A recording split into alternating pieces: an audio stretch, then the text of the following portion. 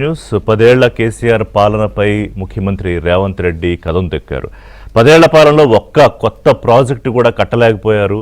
కానీ లక్షల కోట్లు చేతికిస్తే దాదాపు 8 నుంచి 10 లక్షల కోట్లు అప్పులు తీసుకొచ్చి లేకపోతే రకరకాల రూపాల్లో రెవెన్యూ వచ్చినా కూడా ఒక్క ప్రాజెక్టు పూర్తి చేయలేకపోయారు. ఇవాళ వెళితే అప్పు పుట్టే పరిస్థితి లేదని. కానీ అంతకుముందు హరీష్ రావు మాట్లాడుతూ కాంగ్రెస్ పెండింగ్లో వదిలేసిన ప్రాజెక్టులు, కట్టకుండా వదిలేసిన ప్రాజెక్టులు దాన్ని రన్నింగ్లోకి తెచ్చామన్నారు. సో అంటే రన్నింగ్లోకి తేవడం ఒకటే కాదు కదా, దాన్ని ఎంత పూర్తి చేశారు అనేది. కానీ కాళేశ్వరం విషయంలోనే 1,30,000 కోట్లు, 1,40,000 కోట్లు అంటే 80,000 కోట్ల ఉన్న ప్రాజెక్ట్ని అంచనా వ్యయం పెంచేయడము, కాళేశ్వరం పూర్తయినా కూడా అది కూలిపోవడం, దాంతో కాళేశ్వరం పేరు కూలేశ్వరంగా మారింది. అది రైతులకు ఉపయోగపడకుండా పోయింది. ఇప్పుడు మళ్ళీ రేవంత్ రెడ్డి దాని మీద గతంలో పర్యటన చేసిన తర్వాత ఆ రిపేర్లకు సంబంధించి తర్వాత దాని బాధ్యులుగా ఎల్ఎన్టీని చేయడం సంబంధించి ఒక నిర్ణయం తీసుకున్నారు. అది కొంత ముందడుగు వేస్తోంది. కానీ పాలమూరు తనకి అవకాశం ఇచ్చిన ఎంపీగా గెలిపించిన పాలమూరు ప్రజలకు కేసీఆర్ ఏం చేశారనేది రేవంత్ రెడ్డి ప్రశ్న. పాలమూరు వస్తే అక్కడ ఎంపీగా గెలిపిస్తే ఆ పదవి వచ్చినందుకన్నా కృతజ్ఞతగా ప్రజలకి ఏమీ చేయలేకపోయారనేది. ముఖ్యంగా నిన్న నీటి ప్రాజెక్టుల మీద ఫోకస్ చేశారు. అలాగే మంత్రి ఉత్తమ్ కుమార్ రెడ్డి మాట్లాడుతూ ఈ టర్మ్లోనే కాంగ్రెస్ పార్టీ హయాంలోనే ఇంకా 2.5 ఏళ్ళు ఉంది కాబట్టి పెండింగ్ ప్రాజెక్టులన్నీ పూర్తి చేస్తామని చెప్పారు. సరే, అదంత సులువుగా జరిగే పని అని నేను అనుకోవట్లేదు. ఎందుకంటే 1,000 కోట్ల వ్యయం పెట్టాల్సిన అవసరం ఉంది. మరి ప్రభుత్వం దగ్గర ఉన్న ప్రణాళిక ఏంటో మాట్లాడదాం.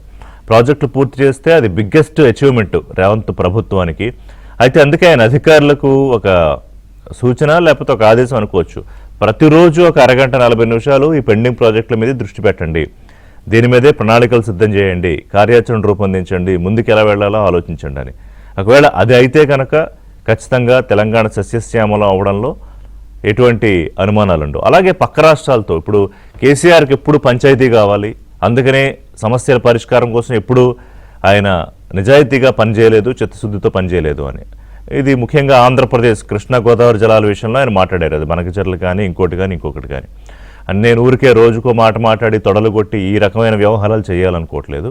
స్పష్టంగా వాళ్ళతో కూర్చుని మాట్లాడుకుని సమస్యల పరిష్కారం కోసం ప్రయత్నం చేస్తాను. అలాగే మహారాష్ట్ర ముఖ్యమంత్రితో ఆయనతో కూడా ఆయన ఎక్కడా టైం ఇవ్వట్లేదు. ఆయనతో కూడా మాట్లాడుకుని పోతిరెడ్డిపాడు విషయంలో ఆయనతో కూడా మాట్లాడుకోవాలి.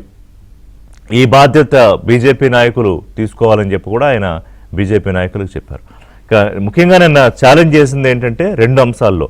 ఒకటి, కారు గుర్తును ఆల్రెడీ మర్చిపోయారు, మీరు కూడా మర్చిపోండి ఇంక రాజకీయాల్లో అన్నట్టుగా కేసీఆర్కి చెప్తూ ఎట్టి పరిస్థితుల్లోనూ మళ్ళీ మొలకెత్తనీయము అని ఛాలెంజ్ చేశారు. అలాగే ఇళ్ల విషయంలో డబుల్ బెడ్రూమ్ ఇళ్ళు ఇస్తామని మీరు మోసం చేశారు, రేపు పొద్దున్న ప్రజల దగ్గరికి వెళ్దాం, డబుల్ బెడ్రూమ్ ఇళ్ళు కట్టించోట మీరు ఓట్లు అడగండి, ఇందిరమ్మ ఇళ్ళు కట్టించోట నేను ఓట్లు అడుగుతాను అని ఇంకొక సవాల్ విసిరారు. అందుకే కేసీఆర్ ఇదే నీకు నా సవాల్ అని అంటే చాలా అగ్రెసివ్ టోన్లో ముఖ్యమంత్రి మాట్లాడుతున్నారు. ఇవాళ కూడా కోహెడాలో శంకుస్థాపన చేసిన తర్వాత ఇవాళ కూడా బహిరంగ సభ ఉంది. అంటే 2.5 ఏళ్ళు పూర్తవుతోంది దాదాపుగా ముఖ్యమంత్రిగా ఆయన అధికార పగ్గాలు చేపట్టింది డిసెంబరు 7, 2023. ఈ 2.5 ఏళ్ల తన పాలన పైన 10 ఏళ్ల కేసీఆర్ పాలన పైన ఒకసారి రెఫరెండం పెట్టుకుందామా, ప్రజల దగ్గరికి వెళ్ళి అడుగుదామా, అంతెందుకు చర్చ పెడదాము, అసెంబ్లీకి వచ్చే దమ్ముందా అని కేసీఆర్కి సవాల్ చేశారు. నిజంగానే అనేక అంశాల మీద సభలో చర్చ పెట్టి ఇప్పటివరకు ఉన్న వాటి మీద వైట్ పేపర్స్ ప్రభుత్వం రిలీజ్ చేసి 10 ఏళ్లకి 2.5 ఏళ్ళకి కంపారిజన్ లేదు. కానీ ముఖ్యమంత్రి రేవంత్ రెడ్డి కంపేర్ చేయాలనే అంత కాన్ఫిడెన్స్ ఉంది అంటే ఆయన ఏదో డెలివరీ చేయకపోతే కనుక ఛాలెంజ్ చేయరు కదా. దాన్ని అవునా కాదా ప్రజల ముందు తేల్చుకోవాలంటే సభకి రావాలి. కేటీఆర్ హరీష్ కాదు, కేసీఆరే సభకు వచ్చి ఇదిగో 10 ఏళ్ల పాటు నేనేం చేశాను, 2.5 ఏళ్ళు నువ్వేం డెలివరీ చేయలేకపోయావు అనేది మాట్లాడుకుంటే తెలిసిపోతుంది. ఈ ఛాలెంజ్లోనూ ప్రతి సవాళ్ళు అవసరం లేదు. అలాగే అప్పుల విషయంలో కూడా చాలా విమర్శలు ఉన్నాయి కేసీఆర్ పాలనపై. అన్నిటికీ మించి ప్రాజెక్టుల విషయంలో కమిషన్ల కోసం 1,000 కోట్లు అంటే డిజైన్ చేయడము, పనులు మొదలు పెట్టడము, పంపులు ఇంకోటి తెప్పించడం, 1,000 కోట్లు టెండర్లు ఇవ్వడం, లేకపోతే 1,000 కోట్ల ఆర్డర్లు ఇవ్వడం, దాంట్లో కమిషన్లు తీసుకున్నారనేది ఆరోపణ. కానీ పని చూస్తే పూర్తి అవ్వలేదు. సో ఇప్పుడు ఆ పనులు పూర్తి చేస్తామనేది మరి రేవంత్ రెడ్డి ఇస్తున్న కమిట్మెంట్ తెలంగాణ ప్రజలకి అది ఎంత వేగంగా చేయగలుగుతారనేది చూడాలి. సో ఇక 12 ఏళ్లలో మోదీ ఏం చేశారు? ఇప్పుడు రేపు 8వ తేదీ 12 ఏళ్ల పాలన పూర్తయి దానికి సంబంధించి ఎన్డీఏ నేతల సమావేశం అంతా జరుగుతుంది దేశవ్యాప్తంగా పెద్ద స్థాయిలో. సో ఇప్పుడు 12 ఏళ్లలో మోదీ ఏం వెలగబెట్టారని అడిగారు రేవంత్ రెడ్డి. ఇంకొకటి ఏంటంటే ఆయన ఈ డెలివరీ చేయలేకపోయారు కాబట్టి ఆయన ఏడాదికి 2 కోట్ల ఉద్యోగాలు ఇస్తా అన్నాడు, రైతుల ఆదాయం రెట్టింపు చేస్తా అన్నారు, లేకపోతే ఇలాంటి హామీలన్నీ ఇచ్చారు, అవి చేయలేకపోయారు కాబట్టి రాజీనామా చేసామనండి, మేము రాహుల్ గాంధీని ప్రధానమంత్రిని చేసుకుని జాతీయ హోదా తెచ్చుకుంటాను నేను ప్రాజెక్టుకి పాలమూరు రంగారెడ్డికి అన్నారు. సరే, రాజీనామా అంశం అనేది ఏంటంటే ఇప్పుడు రేవంత్ రెడ్డి డెలివరీ చేయలేకపోయారు కాబట్టి రాజీనామా చేయాలని ఇక్కడ ప్రతిపక్షాలు అడిగినట్టే ఆయన కూడా ప్రతిపక్ష పార్టీకి సంబంధించిన ముఖ్యమంత్రిగా ప్రధాని డిమాండ్ చేశారు. అది కేవలం పొలిటికల్ స్టేట్మెంట్ లాగా చూడాలి, కానీ అందులో చర్చకు సరిపడా కంటెంట్ అయితే ముఖ్యమంత్రి రేవంత్ రెడ్డి ఇచ్చారు. అది ఉద్యోగాల విషయం కానీ, లేకపోతే రైతుల ఆదాయం కానీ, లేకపోతే 2022 నాటికి ప్రతి ఒక్కళ్ళకి ఇల్లు కానీ, ఇలాంటి అంశంలో. అలాగే ఈ ధాన్యం కొనుగోళ్ల విషయంలో కూడా ధాన్యం మీరు కొనలేకపోతున్నారు, మేము సేకరిస్తున్నాం, మొత్తం తీసుకొచ్చి కిషన్ రెడ్డి ఇంటి ముందో లేకపోతే ప్రధాని ఇంటి ముందో పోసేస్తామని చెప్పి రేవంత్ రెడ్డి ఇప్పటికే చెప్తున్నారు. అది కూడా పొలిటికల్గానే, కానీ నిజంగానే అది అలాంటి చర్య చేస్తే అది జాతీయ స్థాయిలో పెద్ద చర్చే కూర్చుంటుంది. సో ఓవరాల్గా కేసీఆర్ పరిపాలన 10 ఏళ్ళు ఫెయిల్యూరు, ప్రాజెక్టులు కట్టలేకపోయారు, లక్షల కోట్ల అప్పులు తెచ్చారు, కాళేశ్వరం కూలేశ్వరం అయింది, కాళేశ్వరం కేసు సెంట్రల్కి ఇచ్చాము, బీజేపీ మాకివ్వండి జైల్లో పెడతామంటే ఏది సిబిఐకి ఇస్తే సిబిఐ ఒక్క అడుగు ముందుకేయట్లేదు. సో ఇలాంటి అంశాల మీద మాట్లాడారు ముఖ్యమంత్రి రేవంత్ రెడ్డి. ఇవాళ కోహెడ సభలో కూడా మాట్లాడబోతున్నారు. సో దీనికి సంబంధించి సరే ప్రతిపక్షంగా బీఆర్ఎస్ వాళ్ళు ఏమీ మాట్లాడట్లేదు, వాళ్ళు అసలు చర్చలకే రావట్లేదు కాబట్టి వాళ్ళ నుంచి మనం కౌంటర్ తీసుకోలేం. కానీ బీజేపీ దీని మీద ఏం చెప్తోంది, ముఖ్యమంత్రి ఎందుకు ఈ స్థాయిలో ఛాలెంజెస్ చేశారని. సో కేసీఆర్ హయాంలో ఏమి చేయలేకపోయారు, తాను ఎలా చేయబోతున్నాను ముందుకెళ్తున్నారని చెప్తూనే శుభవార్త ఉంటుంది త్వరలో అన్నారు. ఎందుకంటే నేను ఇందాక చెప్పినట్టుగా ఏపీతో కొన్ని కృష్ణా గోదావరి జలాల విషయంలో కానీ, లేకపోతే ఈ బనకచెర్ల ప్రాజెక్టు విషయంలో కానీ కొంత డిఫరెన్సెస్ ఉన్నాయి. సో వాటిని కూర్చొని పరిష్కరించుకుంటే అయిపోయేవే, అది కావాలని పెట్టుకుంటే సాగదీసుకోవాలి తప్ప అదర్వైజ్ 2 రాష్ట్రాల్లో కూర్చొని ముఖ్యమంత్రులు మాట్లాడుకుంటే పరిష్కారం అయ్యేవే. ఇక మహారాష్ట్ర ముఖ్యమంత్రితో ఫడ్నవీస్తో కూడా మాట్లాడుకుంటే మహారాష్ట్రతో సమస్య కూడా పరిష్కారం అవుతుంది, వాళ్ళు కలిసి వస్తే. దానికి బీజేపీ నేతలు ఆ అరేంజ్మెంట్స్ చేయాలి అని అడుగుతున్నారు ముఖ్యమంత్రి. ఈ అంశాల మీద మాట్లాడదాం. అంటే ముఖ్యంగా ఇప్పుడు తెలంగాణలో రాజకీయమైన కాదు, ఒకటి పాలమూరు రంగారెడ్డి కానీ మిగతా ప్రాజెక్టులకు సంబంధించి పెండింగ్ ప్రాజెక్టుల చుట్టూ తిరగాల్సిందే ఎన్నికల నాటికి, ఎందుకంటే పూర్తి కాలేదు కాబట్టి.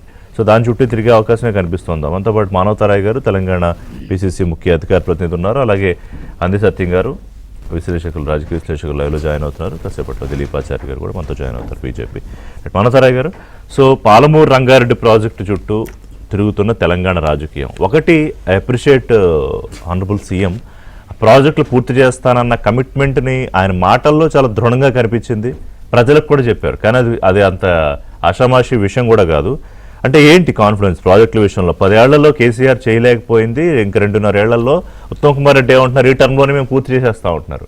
కానీ హరీష్ రావు ఏమంటాడు, ఆయన మీరు ఏదైతే వదిలిపెట్టేశారో మీ హయాంలో గతంలో దాన్ని కేసీఆర్ రన్నింగ్లోకి తీసుకొచ్చారు అని. బిఫోర్ యూ టాక్, మన దిలీపాచార్య గారు కూడా జాయిన్ అయ్యారు, తెలంగాణ బీజేపీ అధికార ప్రతినిధి. నమస్కారం దిలీప్.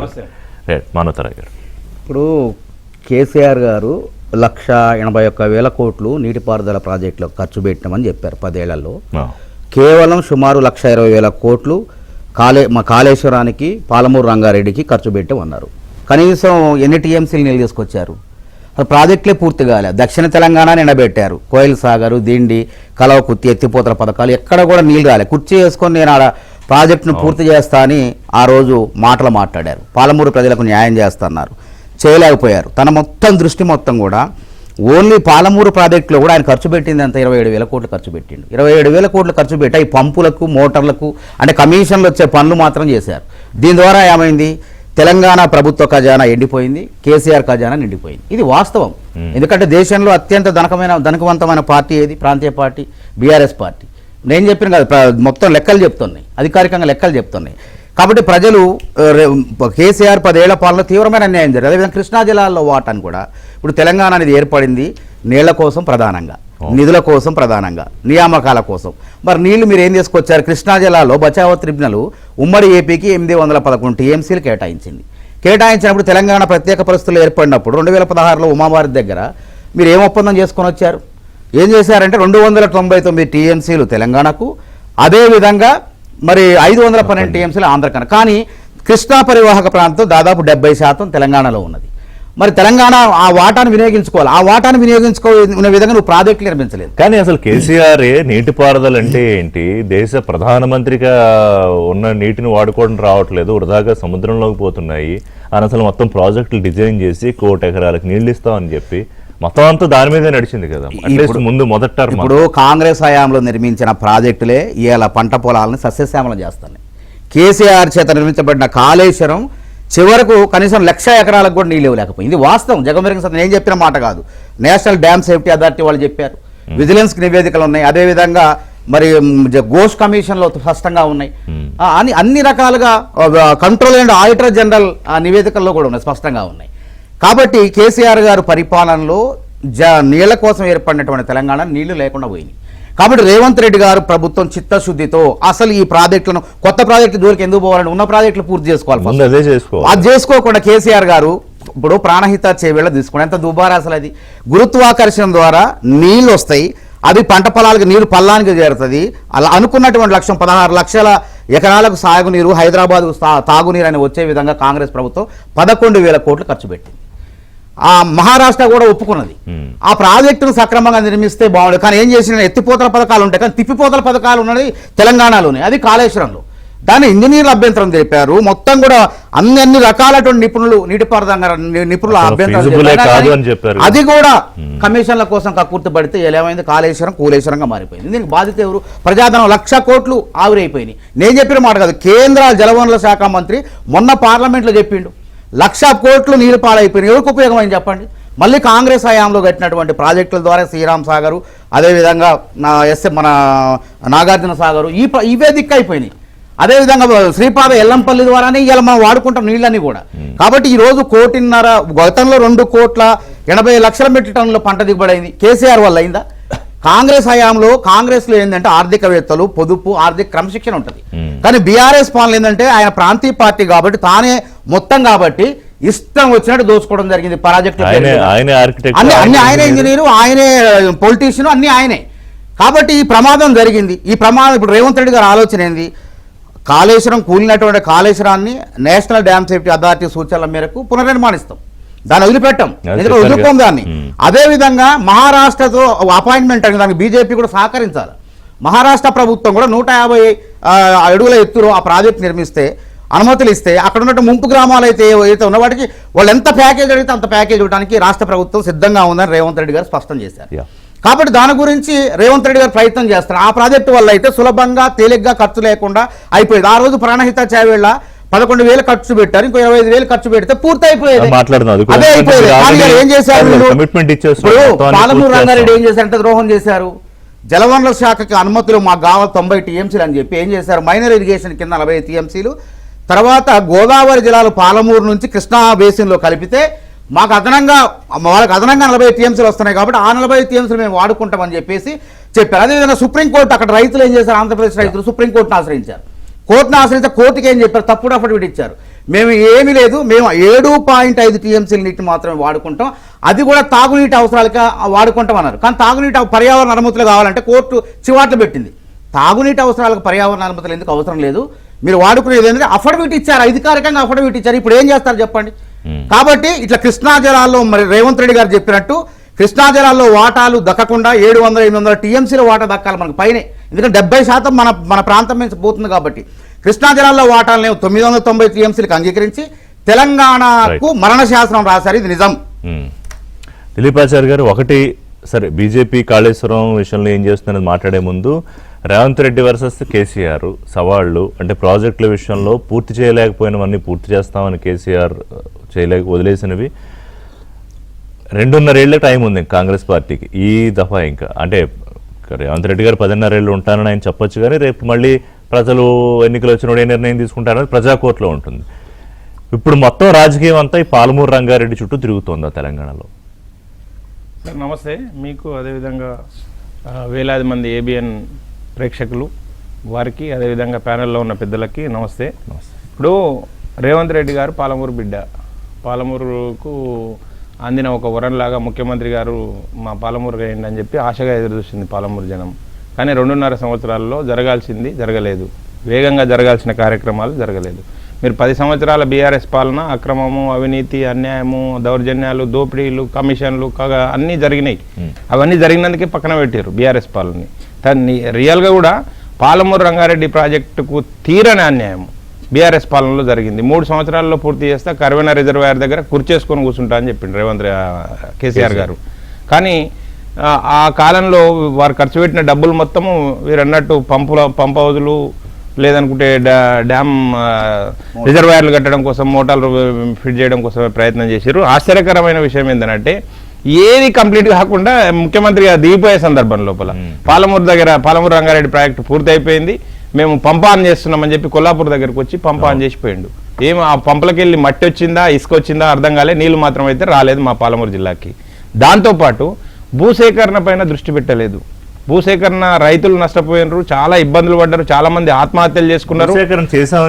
ఎక్కడ కూడా భూసేకరణ పూర్తి చేయకుండానే వారు ప్రాజెక్టును మేము కంప్లీట్ చేస్తున్నాము, నిధులు కేటాయిస్తున్నాము అని చెప్పారు. కానీ భూసేకరణ పైన దృష్టి పెట్టలేదు, రైతులను ఆదుకోలేదు, రైతుల మానాన రైతులను వదిలేసినారు. ఆత్మహత్యలు చేసుకుంటే కూడా పట్టించుకున్న పాపాన పోలేదు ఆ సందర్భం లోపల. దానికి తోడు ఏదైతే కేసీఆర్ గారు దేశంలోనే నెంబర్ 2 తెలంగాణ ఆత్మహత్య విషయంలో కేసీఆర్ గారు వచ్చి ఏదైతే పంప్ హౌస్ ప్రారంభం చేస్తున్నాడో దానికంటే 2 రోజుల ముందు నాగర్కర్నూలు నియోజకవర్గంలో కుమ్మెరకు సంబంధించిన అల్లాజీ అనే ఒక రైతు ఆత్మహత్య చేసుకున్నాడు. రైతు పరిహారం, భూసేకరణ పరిహారం అందక. కానీ ఇప్పటికి కూడా ఆ రైతు కుటుంబం అట్లనే గగ్గోలు పెడుతుంది. ఆ కుటుంబంలో 2 చచ్చిపోయినారు.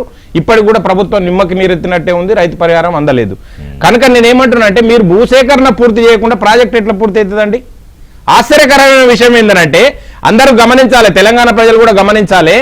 ఎన్జిటీలో పోయి నేషనల్ గ్రీన్ ట్రిబ్యునల్లో పోయి అప్పటి బీఆర్ఎస్ ప్రభుత్వము ఒక అఫిడవిట్ వేసిందండి. మేము మీ అలొకేషన్ ఏందని చెప్పి ఎన్జిటి అడిగితే మేము సాగునీటి ప్రాజెక్టు కాదు, ఇది తాగునీటి కోసం ప్రాజెక్టు చేస్తున్నామని చెప్పి ఆశ్చర్యకరంగా మీరు అఫిడవిట్ వేసి ఇచ్చారండి.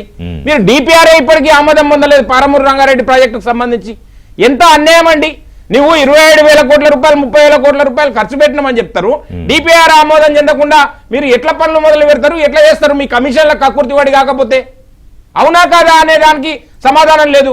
దానికి తోడు మీరు పాలమూరు రంగారెడ్డి ప్రాజెక్టు ప్రారంభించిన రోజు ప్యారలర్ గా ఆంధ్రప్రదేశ్ ప్రభుత్వం రాయలసీమ ఎత్తిపోతల పథకం ప్రారంభించింది. పోతిరెడ్డిపాడు ఎడ్రెడ్డి సామర్థ్యాన్ని పెంచింది. ఆ 2 ప్రాజెక్టులు దాంట్లో ఇప్పుడు పాలమూరు రంగారెడ్డి ప్రాజెక్టులో కాంట్రాక్టర్ మెగా కృష్ణారెడ్డి, రాయలసీమ ఎత్తిపోతల పథకం కాంట్రాక్టర్ మెగా కృష్ణారెడ్డి. ఆశ్చర్యకరంగా ఇక్కడ టన్నెల్స్ కోసం తీసిన మట్టిని జట్టీల ద్వారా సోమశిల దగ్గర రాయలసీమ ఎత్తిపోతల పథకానికి వినియోగించుకున్నాడండి. ఎంత ఆశ్చర్యము! కేసీఆర్ గారు అప్పుడు ఏం చేయాలి? ఆ ప్రాజెక్టును అడ్డుకోవాలి కదా. దానికి తోడు అడ్డుకోకపోగా అక్కడ పోయి రోజా ఇంట్లో చేపల పులుసు ఏదో తిని నేను రాయలసీమను రతనాలసీమ చేస్తా, కావాల్సిన నీళ్లున్నాయి కృష్ణానదిలో, ఏమీ అభ్యంతరం లేదు అని చెప్పి అక్కడ కపటపు మాటలు చెప్పొచ్చిండా లేదా? కల్లబొల్లి కబుర్లు చెప్పొచ్చిండా లేదా? నీవు తెలంగాణ ప్రయోజనాలు, పాలమూరు జిల్లా ప్రయోజనాలు, పాలమూరు రంగారెడ్డి ప్రయోజనాలు అన్ని తాకట్టు పెట్టి రాయలసీమ లిఫ్ట్ ఇరిగేషన్, అదేవిధంగా పోతిరెడ్డిపాటు ఎడ్రెగ్యులేటరీ సామర్థ్యం పెంపు నీ ఆయంలోనే జరిగింది కదా, ఎందుకు బాధ్యత తీసుకోలేదు? ఈ రోజు దానికి తోడు రేవంత్ రెడ్డి గారు అవన్నీ ఆరోపణలు చేసినారు, మేము చేసినాం, జలదీక్షలు చేసినాం, అరెస్టులు అయినాం, జైళ్లకు పోయినాం, అయినా కనికరం లేదు, ఆపలేదు, జరిగినాయి. మీరు రేవంత్ రెడ్డి గారు పాలమూరు బిడ్డగా అధికారం చేపట్టిన తర్వాత ఏం జరగాలండి? న్యాయం జరగాలన్నా, కనీసం రైతులకు న్యాయం జరగాలన్నా? రైతులకు ఎందుకు ఇప్పటిదాకా 2.5 సంవత్సరాల కాలయాపన జరిగింది? పరిహారం ఎందుకు ఇవ్వలేదు? ఇప్పటిదాకా డిపిఆర్ ఎందుకు సమగ్రంగా సమర్పిస్తలేరు? ఎన్ని మాటలు తిప్పి పంపుతుంది కేంద్ర ప్రభుత్వం డిపిఆర్ కోసం? డిపిఆర్ సమగ్రంగా సమర్థించలేని దుస్థితిలో ఉందా అండి? ఇన్ని వేల కోట్ల రూపాయల ప్రాజెక్టు, ఇన్ని లక్షల ఎకరాలకు ఆయకట్టుకు నీరు అందిస్తున్నామని చెప్పినారు. 4-5 జిల్లాలకు పంపుతున్నారండి. సమగ్రంగా పంపలేదు, చిత్తశుద్ధి లేదు వీరికి. దక్షిణ తెలంగాణ పాలమూరు జిల్లా అంటే చిన్న చూపు, ప్రాజెక్టులు చేసినా చేయకుండా పట్టించుకునే నాతులు లేడు. కల్లబొల్లి కబుర్లు చెప్తే ఓట్లేస్తాడు. ముఖ్యమంత్రి సొంత జిల్లా, నేను అదే చెప్తున్నాను. రిషి గారు, మీ దృష్టిలో ఉన్న ఏదో వేగవంతమైన కార్యక్రమం పాలమూరు జిల్లాలో జరిగిన ఒక్క కార్యక్రమం చెప్పండి. మీరు ఇంతకుముందు మానవతరాయ్ గారు అంటున్నారు ఉన్న ప్రాజెక్టులు వదిలేసి కొత్త ప్రాజెక్టు ఎందుకు మొదలు పెట్టినారు అని చెప్పి. మరి ఉన్న పాలమూరు రంగారెడ్డి ప్రాజెక్టు పూర్తి చేయకుండానే కొత్తగా మక్తల్ కోయంగల్ లిఫ్ట్ ఇరిగేషన్ ప్రాజెక్ట్ ఎందుకు మొదలు పెట్టారు? దానికి ఎక్కువ శాతం నిధులు ఎందుకు కేటాయించారు? దాని మీద ఉన్న దృష్టి దీని మీద ఎందుకు లేదు? నేను ఏమంటున్నానంటే, సార్ మీరు గోదావరి జిల్లాల్లో గానీ కృష్ణా జలాల్లో కానీ సమగ్రమైన వ్యూహం లేకుండా, సమగ్రమైన డిపిఆర్లు లేకుండా, మీరు ఒక విధానం లేకుండా మీరు ఉట్టిగా ఆ ప్రభుత్వం మీద నెపన్నెట్టి, లేదనుకుంటే మహారాష్ట్ర ప్రభుత్వం పైన నెపన్నెట్టి ఈ విధంగా కాలయాపన చేయడం వల్ల తెలంగాణ ప్రయోజనాలు మాట్లాడదాం. సత్యం గారు, ఇవాళ రేవంత్ రెడ్డి వర్సెస్ కేసీఆర్, పొలిటికల్ గా నువ్వేం చేసావు నేనేం చేశాను పక్కన పెడితే, ముఖ్యంగా నీటిపారుదల విషయంలో ప్రాజెక్టులు, ఇరిగేషన్ ప్రాజెక్టుల విషయంలో దాన్ని హైలైట్ చేసి ముందుకు తీసుకెళ్లడం అనేది ఇవాళ కాంగ్రెస్ పార్టీ ముఖ్యమంత్రి రేవంత్ రెడ్డి వ్యూహంగా కనిపిస్తోందా? అంటే వాస్తవంగా 10 ఏళ్ల పాటు కేసీఆర్ ఏం చెప్పారు, నీళ్లు అనే ప్రధానమైన అంశం మీదే ఉద్యమం, రాష్ట్రం, తర్వాత ప్రభుత్వం 2 సార్లు రావడం, అది నెరవేరలేదనే పాయింట్ని ఎస్టాబ్లిష్ చేస్తూ దాంతోనే కేసీఆర్ని దెబ్బతీయాలని ముఖ్యమంత్రి అనుకుంటున్నారా? దరిదాపు 1956 నుంచి ఇప్పటి వరకు జరుగుతున్నటువంటి అన్యాయం మరొక 12.5 ఏళ్లు కొనసాగింది తెలంగాణ వచ్చిన తర్వాత కూడా. ఎందుకంటే ఇవాళ మొత్తం కృష్ణానది మీద అక్యురేట్ గా వాడుకున్నటువంటి నీళ్లు కేవలం 110 టీఎంసీలే నాగార్జున సాగర్ లిఫ్ట్ కెనాల్ ద్వారా. నాగార్జున సాగర్ రైట్ కెనాల్ 130 టీఎంసీలు ఆంధ్ర వాడుకుంటుంది. లిఫ్ట్ కెనాల్ 130 టీఎంసీలో 70 టీఎంసీలు నల్గొండ జిల్లా, 40 టీఎంసీలు ఖమ్మం జిల్లా, 110 పోతే మరొక 20 టీఎంసీలు కృష్ణా గోదావరి జిల్లాలకే పోతున్నాయి. ఈ 110 టీఎంసీలుకి సెక్యూరిటీ తప్ప మిగతా అన్ని ఇందిరా ప్రియదర్శిని అసలు నిల్వ చేసేదే 10 టీఎంసీల కెపాసిటీ. తర్వాత శ్రీశైలం లిఫ్ట్ కెనాల్ ద్వారా కొంత 30 టీఎంసీలు అనుకున్నారు, ఏదో మినిమం వాడుకుంటున్నారు హైదరాబాద్ నీళ్ళు. అంతా కలిస్తే కూడా ఒక 150 టీఎంసీ లోపే. మనం ఆఖరికి కేసీఆర్ తప్పుడు సంతకం చేసిండు 299 టీఎంసీలు అంటే అవి కూడా వాడుకునే స్థితులు లేవు. ఇంత అన్యాయం జరుగుతుంది. రెండవది, తెలంగాణలో 69% క్యాచ్మెంట్ ఏరియా ఉంది కృష్ణా జిల్లా. ఈ 69 క్యాచ్మెంట్ ఏరియాలో దరిదాపు ఆ శాతంలో నీళ్లు రావాల్సింది ఇవాళ 811 టీఎంసీలో 299 టీఎంసీలకే సంతకం పెట్టారు. 69 క్యాచ్మెంట్ ఏరియా క్యాచ్మెంట్ ఏరియాకు 299 టీఎంసీ లేనిది మరి మిగతా 31 దరిదాపు ఒక 31 టీఎం క్యాచ్మెంట్ ఏరియా ఉన్నదానికి 811 290 పోతే దరిదాపు 510 టీఎంసీలు ఆంధ్ర ప్రాంతానికి ఏమిటైనది, ఈ కేటాయింపులు ఏమిటో చెప్పాల్సినటువంటి అవసరం ఉంది. రెండోది, ఆ 31లో కూడా 19% క్యాచ్మెంట్ ఏరియా రాయలసీమని ఉంది. ఆంధ్ర నుంచి ఉన్నటువంటి 31లో 19 పోతే మిగిలినటువంటి 12% ఆంధ్ర క్యాచ్మెంట్ ఏరియా దరిదాపు లేదు. కానీ ఇవాళ ప్రకాశం బ్యారేజ్ ద్వారా మనం కేటాయింపులు 110 టీఎంసీ అన్నారు, 180 టీఎంసీలు వాడుకుంటున్నారు అనేటువంటిది వస్తున్నటువంటి వార్తలు, అప్పుడప్పుడు వస్తున్నటువంటి వార్తలు. తర్వాత రైట్ కెనాల్ ద్వారా, సాగర్ రైట్ కెనాల్ ద్వారా 130 టీఎంసీలు కూడా రాయలసీమకు పెద్ద ప్రయోజనం లేదు, వస్తే అందరే వాడుకుంటుంది. కాబట్టి 12% క్యాచ్మెంట్ ఏరియా ఉన్న ఆంధ్ర ప్రాంతం అంత పెద్ద ఎత్తున వాడుకుంటుంటే అవతల రాయలసీమకు అన్యాయం, యువత తెలంగాణకు మరీ అన్యాయం. ఇప్పుడు రాయలసీమ ఆంధ్రప్రదేశ్ కలిసే ఉంది కాబట్టి మనం మొత్తం లెక్కేస్తే కూడా దుస్థితి ఇది. 299 టీఎంసీలు, 510 టీఎంసీలు, ఇటువంటి దుస్థితి కొనసాగుతుంది. ఇక గత మరి నీళ్లు మొత్తం వాళ్ళే వాడుకుంటున్నారని ప్రత్యేక తెలంగాణ ఉద్యమం వచ్చింది. వచ్చిన తర్వాత మనకున్నటువంటి కేటాయింపుల ప్రకారం ఉన్నటువంటివి కూడా వాడుకోలేదు. కాళేశ్వరం ఫెయిల్యూర్ తోటి అదనంగా దరిదాపు ఒక 17 లక్షల ఎకరాలు అన్నారు. దరిదాపు 230 టీఎంసీలు కూడా ఎత్తిపోస్తుంది. 170 టీఎంసీలు ఇరిగేషన్కు, ఒక 30 టీఎంసీ హైదరాబాద్ ఇండస్ట్రీస్కు, ఒక 16 టీఎంసీలు హైదరాబాద్ వాటర్కు, ఇండస్ట్రీస్కు, వీటన్నిటి లెక్కేశారు. కానీ విడుదలైన తర్వాత 2 ఏళ్లు నడిచిన తర్వాత కూడా అంత కలిపి ఎత్తిపోసింది 200 టీఎంసీ లోపే. కాబట్టి డిజైన్ లోపం అనేది ఇప్పుడు చర్చించే అంశం కాదు. ఆ ప్రాజెక్టు కడుతున్నప్పుడు చాలా చర్చలు జరిగాయి, చాలా చర్చలు చేశాం. కానీ తర్వాత ఫెయిల్యూర్ తర్వాత కూడా ఇవాళ తెలంగాణ బాగా నష్టపోయింది, 2 విధాలు నష్టపోయింది. ఒకవైపు ఏమో ఇరిగేషన్ లేకపోవటం, అసలు మనం ఇండియానే షేక్ చేసేవాళ్ళం. ఇప్పుడు గత 12.5 ఏళ్లుగా యాక్చువల్గా కేసీఆర్ చెప్పింది అదే, కేసీఆర్ చెప్పింది మొదలు పెట్టింది అయితే అదే. కృష్ణా మీద ఉన్న ప్రాజెక్టులు తర్వాత ఈ కాళేశ్వరం గనక పూర్తి చేసుకుని ఉంటే ఇవాళ మనం 2.5% జనాభా దేశంలో 28 మిలియన్ టన్నులు, ఖరీఫ్ రబీ కలిపి 28 మిలియన్ టన్నులు పండిస్తున్నాం. దేశవ్యాప్తంగా 340 మిలియన్ టన్నులలో 28 మిలియన్ టన్నులు. అంటే దరిదాపు 2.5% జనాభా ఉన్న తెలంగాణ నుంచి 8-9% ఆహార ధాన్యాలు ఉత్పత్తి చేస్తున్నాం. ఇవి ఈ ప్రాజెక్టు పూర్తయి మరొక 25 లక్షలు లేదా 20 లక్షల ఎకరాలు సాగయి ఉంటే దరిదాపు 35 మిలియన్ టన్నులు చేరుకునేది.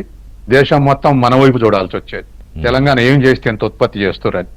కానీ వాళ్ళ 12.5 ఏళ్ల సంధి ఇది ఎక్కడేసింది, సగమేం ఫెయిల్యూర్స్, సగమేం పర్సెప్షన్ అంటే సమగ్ర దృక్పథం లేకపోవటం.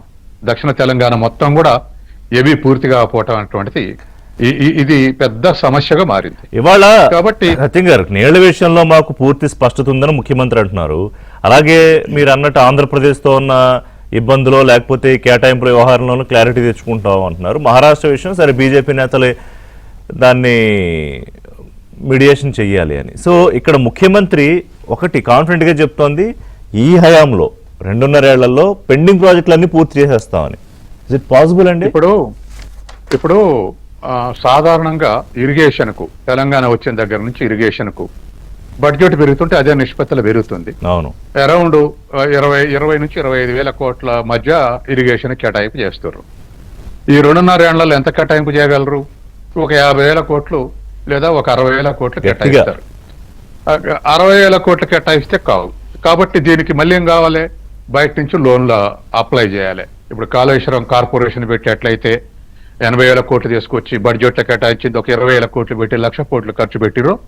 అట్లాగే ఇప్పుడు కృష్ణా ఉన్నటువంటి ఈ ప్రాజెక్టులు మొత్తం దరిదాపు 6 డజన్ ప్రాజెక్టులు ఉన్నాయి. ఈ 6 డజన్ ప్రాజెక్టు కూడా పూర్తి చేయాలంటే ఖచ్చితంగా ఇంటర్నేషనల్ డెవలప్మెంట్ ఏజెన్సీలకు పోతారా, నేషనల్ లెవెల్ కన్సార్టియంలకు పోతారా, పోయి పూర్తి చేయాల్సి వస్తుంది.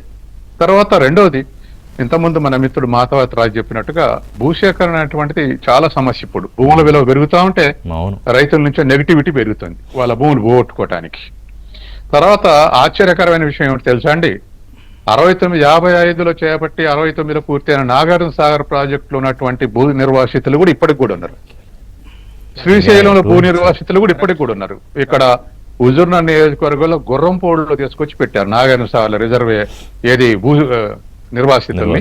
వాళ్ళ సమస్యలు ఇప్పటికి కూడా సెటిల్ కాలే హుజూర్నగర్ నియోజకవర్గంలో ఉన్న వాళ్ళు.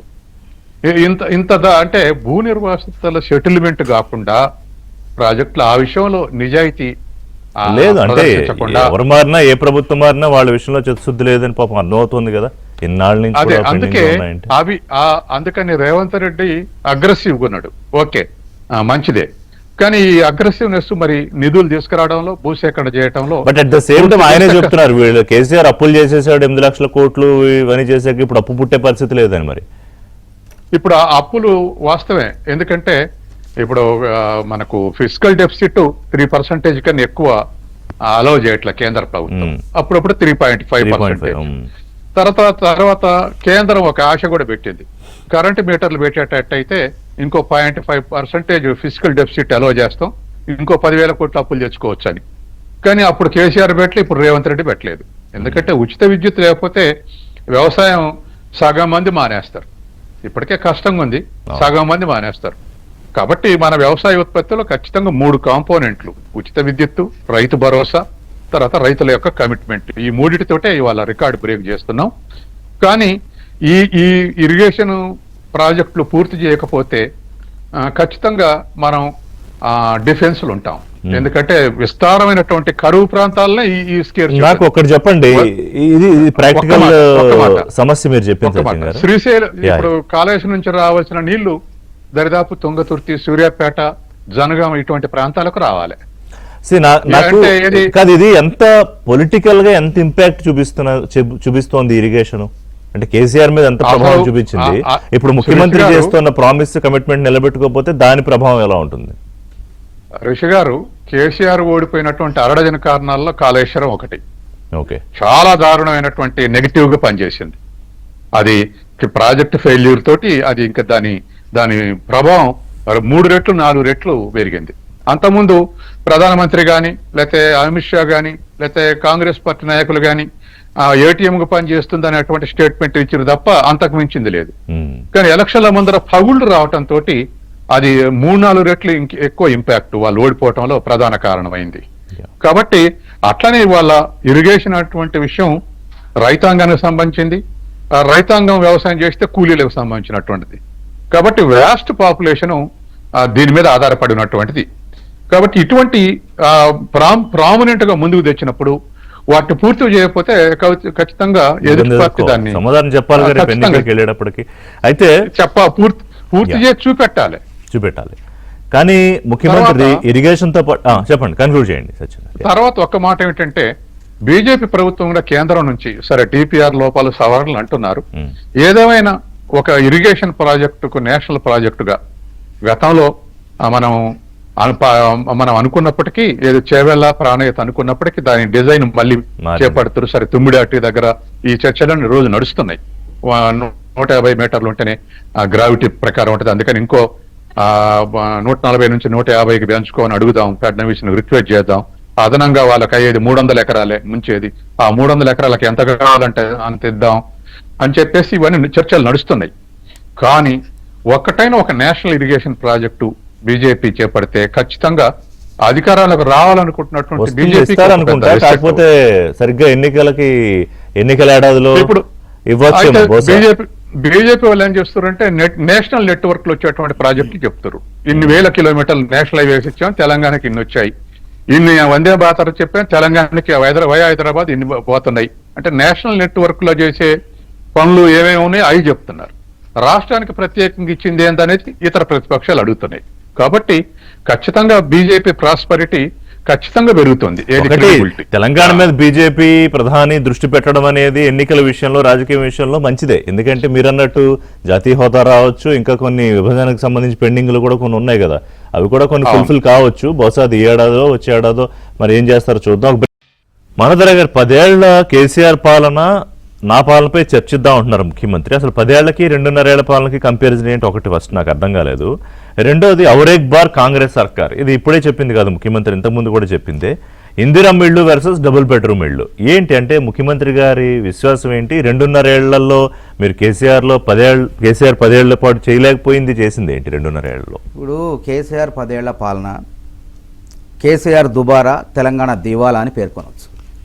ఎందుకంటే కేసీఆర్ పరిపాలనలో మొత్తం ఎఫ్ఆర్బిఎం పరిధిలో వివిధ సంస్థల ద్వారా, కార్పొరేషన్ల ద్వారా తీసుకున్న అప్పు 7.5 లక్షల కోట్లు. అందులో ఇప్పుడు రేవంత్ రెడ్డి ప్రభుత్వం 30 నెలల్లో వారు వచ్చిన తర్వాత కేసీఆర్ ప్రభుత్వం చేసిన అప్పు కోసం తీసుకొచ్చిన అప్పు 3,40,000 కోట్లు అయితే 3,30,000 కోట్లు అసలు వడ్డీలకు చెల్లించాల్సి వచ్చింది. అంటే కాంగ్రెస్ పాత అప్పులు వడ్డీల చెల్లింపు పోగా కాంగ్రెస్ ప్రభుత్వం చేసిన అప్పు ఎంత అంటే 15,000 కోట్లే. దమ్ముంటారు, నేను చెప్పిన మాట కాదు, ఆర్థిక సర్వే గణాంకాలు. ఈ 2.5 నెలల కాలంలో 15,000 కోట్లే. ఇది కాంగ్రెస్ పార్టీ అంటే గత ప్రభుత్వం చేసిన అప్పులు వడ్డీలు చెల్లించడానికి తీసుకున్న పోగా కాంగ్రెస్ పార్టీ చేసిన అప్పు 15,000 కోట్లు. అంటే కాంగ్రెస్ ప్రభుత్వంలో ఆర్థికవేత్తలు, క్రమశిక్షణ గల నాయకులు ఉంటారు. ఇది గుర్తుపెట్టుకోండి. దేశం మొత్తం తెలుసు ఏ విధంగా దేశం కష్టంలో ఉన్నప్పుడు గట్టెంకించారు, ఇవన్నీ అందరికీ తెలుసు. కాబట్టి కేసీఆర్ పరిపాలన దుబారా మూలంగా ఎంత ఇబ్బంది అయింది. ఇలా కాళేశ్వరానికి కేవలం 44,000 కోట్ల పైచీలకు అప్పులు అసలు చెల్లించాల్సి వస్తుంది ఇంకా. కాబట్టి అనాలోచితంగా తన లాభం కోసం, తన కమిషన్ల కోసం, తన ఖజానా నిండటం కోసం ప్రభుత్వ ఖజానాన్ని పండబెట్టిండ్రు. ఇది వాస్తవం. కాబట్టి వాస్తవంగా నీళ్లలో మనం ఇప్పుడు గతంలో ఎంత వాడుకున్నామో బచావో ట్రిబ్యునల్ మనకి మొత్తం కలిపి గోదావరి జలాలు 947.34 టీఎంసీలు, ఈ 3 టీఎంసీలు ఇచ్చింది. దాన్ని కూడా వాడుకోలేకపోతున్నాం మనం. అదేవిధంగా 299 టీఎంసీలకు తగ్గట్ట ప్రాజెక్టులు కూడా మనం నిర్మించుకోలేకపోయినాం ఈ 10 ఏళ్ల కేసీఆర్ నీళ్ల కోసం వచ్చిన కేసీఆర్ పరిపాలనలో. కాబట్టి రేవంత్ రెడ్డి గారి ఆలోచన ఏంటంటే ఈ ప్రాజెక్టులను ఎట్లా చేసైనా 2 సంవత్సరాలు పూర్తి చేయాలంటే 2027 కల్లా రకంగా పూర్తి చేయాలి. ఎన్ని ఇబ్బందులు వచ్చినా పూర్తి చేయాల్సింది. ఇప్పటికే 22,000 కోట్లు ఖర్చు పెట్టారు. పాలమూరు రంగారెడ్డి మీదే 8,000 కోట్లు ఖర్చు పెట్టారు. కాబట్టి రేవంత్ రెడ్డి గారి ప్రభుత్వం ఆలోచన ఏంటంటే 967 టీఎంసీలు గోదావరిలోంచి మనకు వాటా అదనంగా 1000 టీఎంసీలు కావాలని డిమాండ్ చేస్తారు. అంటే మొత్తం 2,400 టీఎంసీలు రావాలి మనకి. అందుకు తగ్గట్టు గోదావరి ప్రాంతంలో ఉన్నటువంటి కాళేశ్వరాన్ని పునరుద్ధరించాలా, ఈ ప్రాణహిత చేవేడని కూడా గురుత్వాకర్షణ దీన్ని ఉపయోగించుకోవాలా, అక్కడ ఉన్నటువంటి ఇంకా వేరే ప్రాజెక్టులు కూడా శ్రీరామ్ సాగర్, నిజాం సాగర్ చేస్తే నిజమైన భగీరథుడు రేవంత్ రెడ్డి 100% అవుతాడు. రేవంత్ రెడ్డి క్లెయిమ్ చేసుకునేవారు కదా, ముఖ్యమంత్రి రేవంత్ రెడ్డి గారు చరిత్రలో చిరస్థాయిగా నిలుస్తాడు. ఎందుకంటే నీళ్లలోనే కదా మనం చూసుకునేది. అదే విధంగా కృష్ణా జలాల్లో 299 టీఎంసీలు అని చెప్పి ఒప్పుకొని వచ్చారు. వాళ్ళు తప్పు చేశారు. తర్వాత రేవంత్ రెడ్డి సర్కార్ ఏమని చేస్తుంది, కాంగ్రెస్ ప్రభుత్వం మాకు 567 టీఎంసీలు కావాలి, మా పరివాహక ప్రాంతంలో 70% పోతుంది కాబట్టి అని ఇక్కడ ట్రిబ్యునల్ బచావో ట్రిబ్యునల్ వాదిస్తున్నాం మేము, వాళ్ళేమో వాదించలేదు, ముద్ద నిద్రపోయారు. సో తప్పు ఇప్పుడు మరి చేసి కాదు కమిషన్లు మొత్తం కమిషన్ల కోసం అప్పుడు కేసీఆర్ చేసేసి ఇప్పుడు మీరు మరి కొత్తగా వచ్చేవాళ్ళు ఎవరు ఫస్ట్ డబ్బులు తేవాలి, రెండోది అదే కాదండి. రెండోది మళ్ళీ ఇప్పుడు కమిషన్ల వ్యవహారం ఉండదా ఇంకా? ఇప్పుడు కమిషన్ రేవంత్ రెడ్డి ప్రభుత్వంలో నిరూపించమని దమ్ముంటే, ఉత్త ఆరోపణలు కాదు, ఉత్తత్త ఆరోపణలు, అన్ని ఆరోపణలు చేసి అడిగిపోయారు, కంప్లైంట్ ఇవ్వమంటే ఇవ్వలేకపోయారు. ఇలా మొన్న అసెంబ్లీ నిండు అసెంబ్లీలో నేను సిబిఐ విచారణ ఆదేశించడానికి సిద్ధంగా ఉన్నా, మేమేం తప్పులు చేసినామో మేము 30 నెలల్లో, మీరు 10 ఏళ్లలో ఏం తప్పులు చేశారో విచారణ జరుపుతానంటే గ్రానైట్లో ఇంత కుప్ప దొరికింది, 1000 కోట్లు దొబ్బేశారు.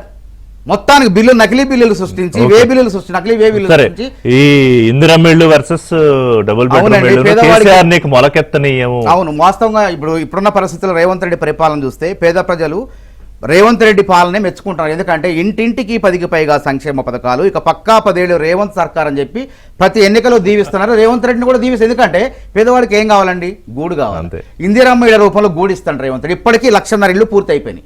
4.5 లక్షల ఇల్లు నెక్స్ట్ ఇయర్ వచ్చేసరికి 1 లక్ష. సో ఈ 2.5 ఏళ్ళు పూర్తి, మొత్తం 5 ఏళ్ళలో మొన్న 2 లక్షల ఇల్లు మంజూరు చేసిన మొత్తం టార్గెట్ 5 ఏళ్లలో. కాబట్టి ఇటు గూడు కడుతున్నాం, పేదవాడికి గూడు పెడుతున్నాం. ఎట్లా పెడుతున్నాం? 15 లక్షల రేషన్ కార్డులు ఇచ్చినాం.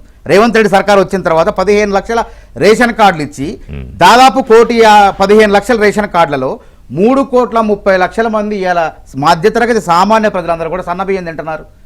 ఇలా బంజారా హిల్స్, జూబ్లీ హిల్స్ లో ఇలా శ్రీమంతులు ఏ అన్నం తింటున్నారో, ఇలా మారుమూల పల్లెల్లో పట్టణాల్లో సామాన్యులు మధ్యతరగతి ప్రజలు కూడా ఇలా గౌరవంగా మేము కూడా అదే అన్నం తింటున్నాం అని చెప్పి ఆత్మగౌరవంగా చెప్పుకుంటున్నారు. ముద్దకు రేవంత్ రెడ్డి దేవుడని తలుస్తున్నారు. ఇట్లాంటి తరుణంలో మరి రేవంత్ రెడ్డిని 10 ఏళ్ళు ఉంచకుండా ప్రజలు ఊకుంటారా? చెప్పండి, ఆలోచన చేయండి. నేను శాస్త్రీయబద్ధంగా చెప్తున్నా, ఎక్కడ రైతు రుణమాఫీ విషయంలో 25,36,000 మంది రైతుల ఖాతాల్లో 20,650 కోట్లు వేసిన, 27,000 కోట్లు రైతు భరోసా ఖర్చు పెట్టి ఆర్థిక పరిస్థితి బాగోలేకపోయినా ఒకసారి ఓడిపోతే ఆ పొలిటికల్ పార్టీ పని అయిపోయినట్టే అని ఎట్లా అంటారు? వాళ్ళు కేసీఆర్ వాళ్ళు చెప్పిన కేసీఆర్ దుబారా తెలంగాణ దివాలా. ఈరోజు తెలంగాణ రాష్ట్రాన్ని దివాలా తీస్తే పాతాళ లోకానికి పడిపోతే, పాతాళ లోకంలో పడిపోయిన రాష్ట్రాన్ని అమాంతం పైకి తెచ్చేందుకు, అభివృద్ధి పదంలోకి నడిపేందుకు రేవంత్ రెడ్డి ఒక గజ ఈతగా లెక్క శ్రమిస్తాడు. ఇది నేనన్న మాట కాదు, ఆర్థిక నిపుణులు చెప్తున్నారు. ఉత్తుత్త ఆరోపణలు చేయొచ్చు, టీవీల్లో డిబేట్లో ఆరోపణ, కానీ రాష్ట్ర ప్రగతి ఏ విధంగా ఉంది? తలసరి ఆదాయం 4,19,000 కోట్లకు పోయింది. ఇలా ఐటీ ఉత్పత్తులు 3,70,000 కోట్లకు ఎగుమతులు చేస్తున్నాం మనం. స్టాటిస్టిక్స్ మీరు నేను మాట్లాడుకుంటాం కానీ ఎండ్ ఆఫ్ ది డే ప్రజలు ఇప్పుడు 53 లక్షల మందికి 200 యూనిట్ల ఉచిత విద్యుత్ ఇస్తాను.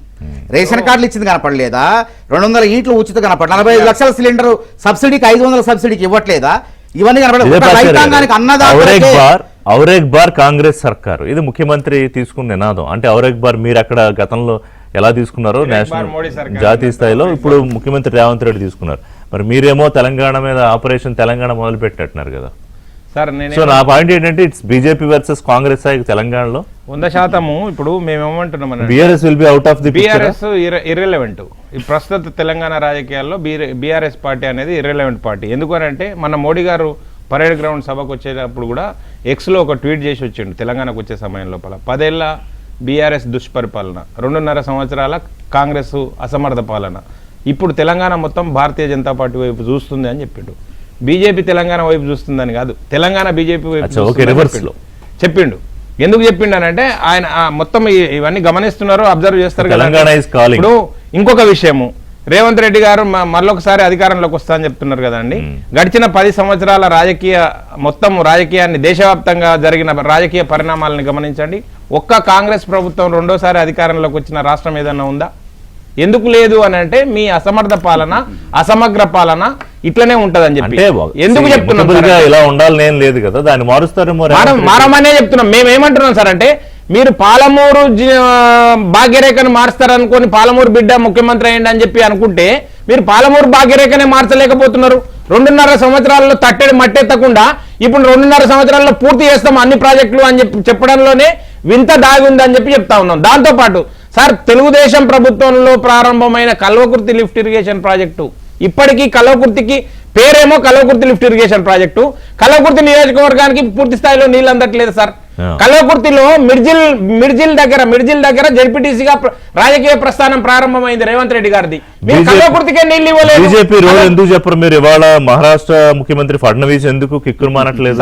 ముఖ్యమంత్రి ఇప్పటికే 20 సార్లు అడుగుంటారు. మీట్ ది ప్రెస్ కార్యక్రమం లోపల మా రామచంద్రరావు గారు రాష్ట్ర అధ్యక్షులు చాలా కేటగారికల్ గా క్లియర్ గా రేవంత్ రెడ్డి గారిని అడిగినరు, మీరు మహారాష్ట్ర ప్రభుత్వం దగ్గర రండి పర్మిషన్ ఇప్పియండి మాట్లాడదామని చెప్పి మీరు మహారాష్ట్ర ప్రభుత్వానికి రాసిన లెటర్ ఏదన్నా ఉంటే నాకు పంపియండి, నేను ఫెలిసిటేట్ చేస్తా అని చెప్పిండు.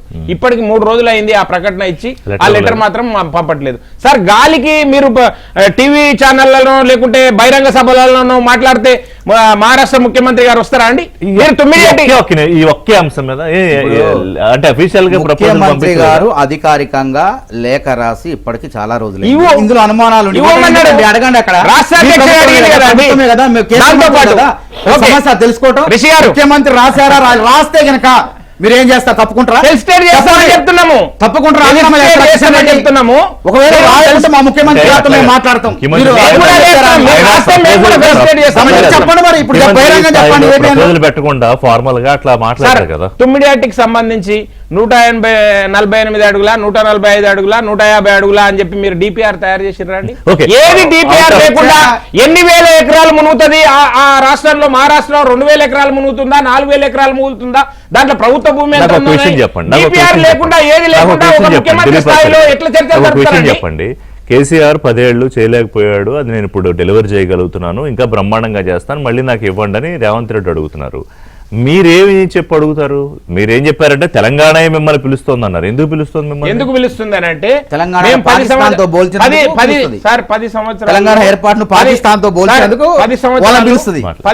సంవత్సరాలు తెలంగాణలో బీఆర్ఎస్ పాలన చూసినారు. తెలంగాణ ప్రజలు విసిగిపోయినరు, భయపడిపోయినరు. విసిగిపోవడం కాదు, భయపడిపోయినరు. మళ్ళీ అధికారంలోకి వస్తే బీఆర్ఎస్ పార్టీ ఒక నియంత పాలన సాగిస్తుందనే ఉద్దేశంతో ఆ పాలన పక్కన పెట్టిర్రు. దాని తర్వాత రేవంత్ రెడ్డి గారు ప్రజాపాలన అని చెప్పి వచ్చిండు కదా, చూస్తా ఉన్నారు ప్రజాపాలన ఒక్కొక్క మంత్రి ఒక్కొక్క సామ్రాజ్యాన్ని విస్తరించుకుంటున్నాడు. వీరు అడిగిరు కదా ఏం చేసినారో చెప్పండి అని చెప్పి. ఇప్పుడు బీఆర్ఎస్ పార్టీకి నాలుక లేదండి, గొంతు లేదు. ఎందుకు లేదంటే వాళ్ళ అక్రమాలలో అవినీతిలో మునిగి తేలేరు కాబట్టి వారికి మాట్లాడే ప్రశ్నించే నైతిక హక్కు లేదు. వారు ఏం మాట్లాడినా వారు టాటాకు సప్పులే కానీ దానివల్ల ఏం ఉపయోగం లేదు. ఎందుకంటే తెలంగాణ సమాజం రివర్స్ లో ప్రశ్నిస్తుంది కదండి. బీఆర్ఎస్ పార్టీ ఏదైనా ప్రశ్నిస్తే మీరేం చేసిందని చెప్పి తెలంగాణ సమాజం ప్రశ్నించదా? అందుకని మాకొక్కరికే నైతికంగా హక్కుంది తెలంగాణ ప్రజల దగ్గర పాయింట్ ఏంటంటే ఫైనల్ గా కంక్లూడ్ చేయండి. ఇప్పుడు కేసీఆర్ ని మొలకెత్తనివ్వను, ఇంకా ఇది నా ఛాలెంజ్ అంటారంటే కేసీఆర్ రాజకీయ జీవితం అయిపోయింది అనేది, అంటే ముఖ్యమంత్రి రేవంత్ రెడ్డి గారి మాటల్లో. అండ్ మళ్ళీ కాంగ్రెస్ పార్టీకే తెలంగాణలో అవకాశం ఇస్తారని. కానీ మరి మధ్యలో బీజేపీ అయితే ఇప్పుడు ఆయన చెప్పిన కొత్త మాట ఏంటి, మేము ఆపరేషన్ తెలంగాణ అనలేదు, తెలంగాణ కాలింగ్ గాజ్ అంటున్నారు. ఇప్పుడు పొలిటికల్ అఫెన్స్ కొరకు మోడీ ఏమో తెలంగాణ మా కోసం చూస్తుంది అంటారు, రేవంత్ రెడ్డి ఏమో అసలు కేసీఆర్ అనే ముచ్చట లేదు మొలకత్తనేమో అనేటువంటిది. ఇదంతా పొలిటికల్ అఫెన్స్ కోసం మాట్లాడే మాటలు. యాజ్ ఆన్ టుడే ఉన్నటువంటి పరిస్థితి, ఎప్పుడు కూడా పార్లమెంట్ ఎలక్షన్లు జరిగితే నేషనల్ పార్టీగా లీడర్షిప్ ఉన్నటువంటి పార్టీగా బీజేపీకి అడ్వాంటేజ్. కానీ ఆ 7-8 సీట్లు రావచ్చు, ఇంకెక్కువ కూడా రావచ్చు, తక్కువ రావచ్చు, ఒకటారా. కానీ లోకల్ బాడీ ఎలక్షన్స్ వచ్చే వరకల్లా 10% లోపే బీజేపీకి వచ్చినాయి. ఉదాహరణగా గ్రామ పంచాయతీ ఎలక్షన్ల తర్వాత కాంగ్రెస్ కు నియరెస్ట్ రైవల్ బీఆర్ఎస్ అనేది తేలిపోయింది. కాబట్టి ఇప్పుడున్నటువంటి పరిస్థితుల్లో నేషనల్ లెవెల్ ఎలక్షన్ జరిగితే బీజేపీ ఎక్కువ స్కోర్ చేస్తుంది. అసెంబ్లీ ఎలక్షన్లు వస్తే ఖచ్చితంగా యాజ్ ఆన్ టుడే ముందు రానున్న 2 ఏళ్లలో ఏమైనా మార్పులు చేయొచ్చు, అప్పుడు మాట్లాడుకోవచ్చు. కానీ అసెంబ్లీ ఎలక్షన్లు కానీ లోకల్ బాడీ ఎలక్షన్లు కానీ ఇప్పటికైతే కాంగ్రెస్ కు నియరెస్ట్ రైవల్ బీఆర్ఎస్ ఉన్నది నిజం. అయితే చంద్రబాబు 10 ఏళ్ళు ఇచ్చారు, వైఎస్ఆర్ కు 10 ఏళ్ళు ఇచ్చారు, ఏమి చేయని అప్పులుగా మార్చిన కేసీఆర్ కు 10 ఏళ్ళు ఇచ్చారు. అదే విధంగా అభివృద్ధి చేస్తున్నటువంటి రేవంత్ రెడ్డికి తప్పకుండా 10 ఏళ్ళు ఇస్తారు. ఏదో బెంగాల్లో గెలిచినట్టే బీజేపీ దేశం మొత్తం ఓడిపోయినట్టు. కాంగ్రెస్ జైత్రయాత్ర కేరళం దైవభూమి నుంచి కేదార్నాథ్ మరో దైవం వరకు ప్రారంభం కాబోతుంది. అదే గతంలో యూపీఏ హయాంలో కూడా వాళ్ళు 5 రాష్ట్రాలు 6 రాష్ట్రాల్లో ఉన్నారు. అదే మేము 22 రాష్ట్రాల్లో ఉన్నాం. గుర్తుపెట్టుకో 2014 42 స్థానాలు, 2018లో 52 స్థానాలు కాంగ్రెస్ కు, బీజేపీకి 303 స్థానాలు, అదే విధంగా 2024 240 స్థానాలు, కాంగ్రెస్ కు 100 లోక్సభ స్థానాలు ఉన్నాయి. కాబట్టి రాహుల్ గాంధీ యొక్క అరణ్యవాసం 14 ఏళ్ళు అంటారు కదా రాముడికైనా పాండవులకైనా, అది ముగిసిపోయిందా? ముగిసిపోతుంది. రాహుల్ గాంధీ ఇప్పుడు రాహుల్ పట్టాభిషేకం అట్లా కాదు, మోడీని సచిన్ గారు అంటే అది కూడా రాముడి పొలిటికల్ విద్య- మమతా బెనర్జీని మార్చారు 3 ఏళ్ళు 3 సార్లు. మరి మోడీని ఎందుకు మారవరు? పినరయి విజయన్ 2 సార్లు మార్చారు. అదొక చర్చ ఆ, చర్చగా చేద్దాంలే. మారుస్తారు. సరే, రాష్ట్ర విషయంలో వారి comment conclude ఇవాళ 21 రాష్ట్రాల్లో సరే, ఉన్నారు. ఆనందరావు గారు, conclude మేము కూడా 22 రాష్ట్రాల్లో ఉన్నప్పుడు తప్పకుండా ప్రజల మార్పు కోరుతారని నరేంద్ర మోడీని రాహుల్ గాంధీని కోరుకుంటారు. సచిన్ గారు, స్టేట్ విషయంలో conclude. ఇప్పుడు మానవతరాయికి ఆ కాన్ఫిడెన్స్ ఉండటంలో తప్పు లేదు. ఉమ్, కానీ ఈ పొందికల్లో కొన్ని ప్రాతిపదికలో ఉన్నటువంటి లేదా రొటీన్ ఉన్నటువంటి పార్టీల్ని ఇవాళ జంజీ మార్చేసింది. అవును చుట్టూ మన పక్కన ఉన్న నేపాల్, శ్రీలంకలో మారినాయి, తమిళనాడులో మారింది. అవును. కాబట్టి రేపు యంగ్ జనరేషన్ చూద్దాం. కు అందుకునే విధంగా రాజకీయ పార్టీలు మారకపోతే వీళ్ళు వెనక్కు పోయే పరిస్థితి వస్తుంది. ఆ, పెట్రోల్ కన్వెన్షన్- డీజిల్ ధరల కన్వెన్షనల్ పెంపు, పాలిటిక్స్ రేటు నుంచి 30 కొంత లక్షల మంది విద్యార్థుల మార్చుకోవాలి. జీవితాలు ఏ నాశనం. మేరకు కాదు, ఈ రోజు 10 విద్యార్థుల నాశనం. ఈ రోజు ఆ కాక్రోచ్ పార్టీ ఇలా ఏదో అమెరికాకు తాకట్టు ధర్నాలు పెట్టు, ఏదో భారతీయుల యొక్క చేస్తున్నారు, ఆత్మగౌరవాన్ని పరిణామాలు మారుతాయి. ఇవన్నీ చూస్తే ప్రజలు ఎందుకు Thank you. వేస్తారండి మోడీకి? పార్టీలు కూడా ఇప్పుడు పరిస్థితులకు అనుగుణంగా ఏ మేరకు సత్యం గారు తీసుకుపోతున్న దాన్ని బట్టి ఇలా అవి భారతీయుల ఆత్మగౌరవం అనేది అమెరికా చేతిలో ఉంది, ట్రంప్ చేతిలో ఉంది. మళ్ళీ ఆ చర్చ వేరే అదే దాంట్లోకి చెప్తున్నా. వెళ్ళిపోతుంది. కాబట్టి కానీ మోడీ కాదు, ఎట్లా టైం వస్తాడు అయిపోయింది, అంటున్నా. టైం అయిపోయింది. అదే విధంగా 22 లక్షల ఆయన మంది మాట్లాడలేదు, విద్యార్థుల భవిష్యత్తు నాశనం అయింది మానవతరాయ్ నీట్ గారు. ద్వారా. కాదు, 18 మానవతరాయ్ లక్షల గారు. మంది విద్యార్థులు సిబిఎస్ ద్వారా నాశనం అయిపోయింది. పెట్రోల్ డీజిల్ ద్వారా ప్రజల యొక్క జీవితాలు అతలాకుతలం ఇప్పుడు అన్ని అంశాలు కలిపితే డాలర్ అనేది ఎంతవరకు పోయింది చూడండి. కాంగ్రెస్ 60 పెరిగితే థ్యాంక్ యూ మానవతరాయ్ గారు, దిలీప్ ఆచార్య గారు, థ్యాంక్ యూ.